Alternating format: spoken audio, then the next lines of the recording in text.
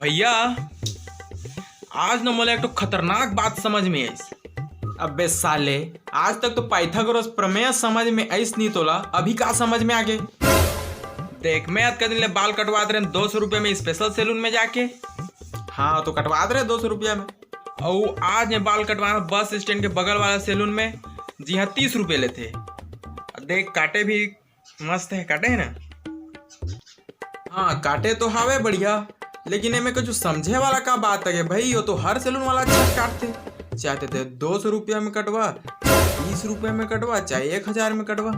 बस साले माने ऐसी फैसी कुछ कहीं लगा के रेट बढ़ा देते VIP सैलून बना के। लेकिन हम कुछ समझे वाला बात है नहीं, तो का समझदार है में। अरे नहीं भैया, आज मोला ये समझ आईस कि वो जो बांगर सीमेंट वाला डोकरा नहीं रहते ते सही बोलत रही से। सस्ता नहीं सबसे अच्छा म्यूजिक।